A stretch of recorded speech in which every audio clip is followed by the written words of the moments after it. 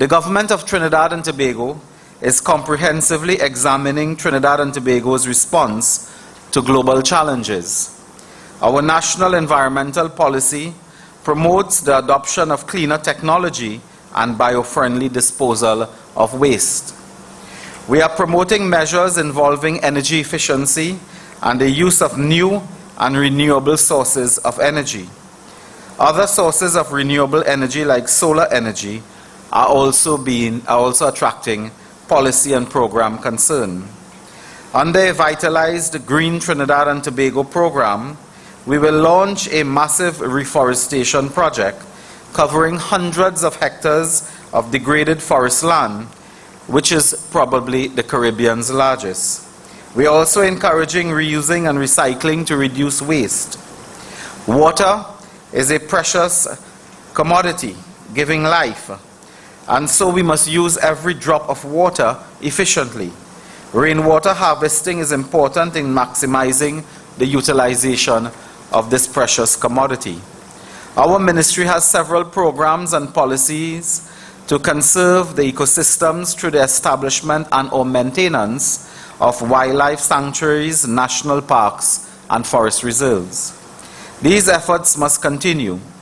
At the same time, steps have been taken for the welfare of the forest stakeholders, particularly the rural communities who have lived in and near the forests for centuries, and who are also repositories of traditional knowledge on conservation and sustainable living. We are also reflecting on the great importance we attach to mobilizing our national energies in meeting the challenge of climate change.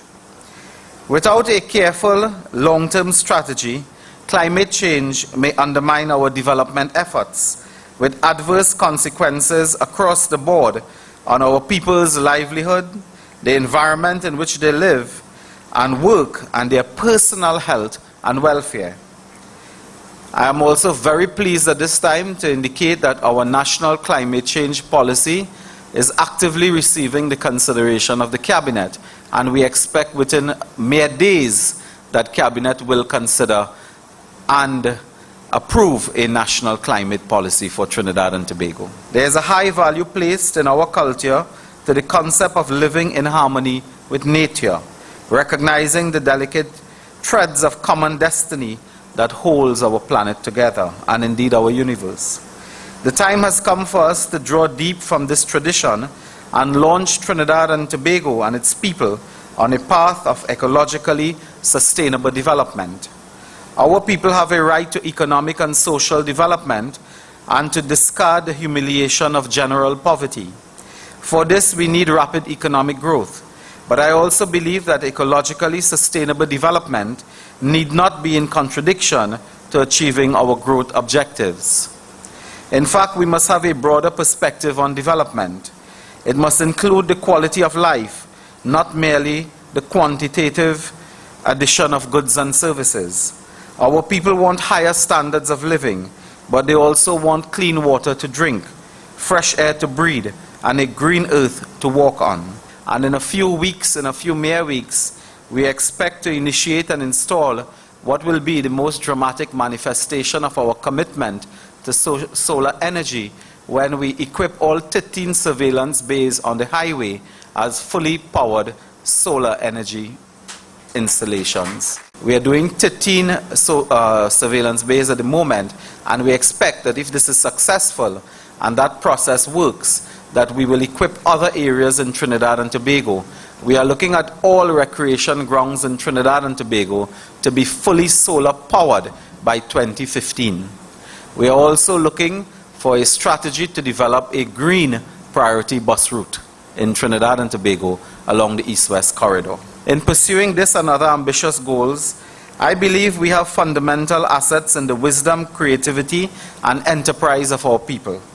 Cabinet recently approved the revised forest policy and new protected areas policy, which are aimed at conserving the natural renewable resources of this country.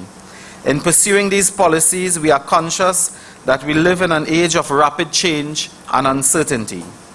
Their effectiveness would be to evolve and change in the light of changing circumstances, developments in science and technology, and the global regime that is currently being fashioned through multilateral negotiations.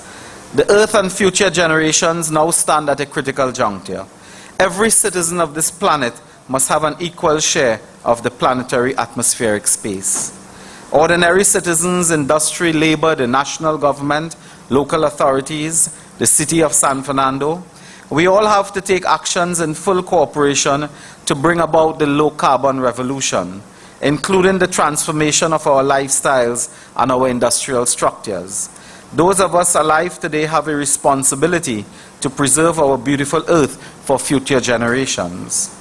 We have continued and enhanced the programs of reforestation and the beautification of our highways and public spaces by the planting of trees and flowers, and we have strengthened the conservation practices across the country. The Honorable Prime Minister, Mrs. Kamla Persad-Bissessar, has led by her inspiration in the development of a Clean and Beautify TNT program, which we continue to implement in the Forestry Division. We have maintained parks and other initiatives to include community and family wellness.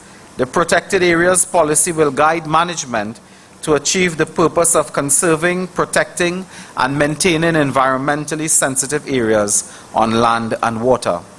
Environmental education is a global challenge. It can only be successfully overcome through a collaborative and cooperative effort among business, government, civil society, and the education system. Trinidad and Tobago is prepared to play its role as a responsible member of the international community, and therefore we will make our contribution.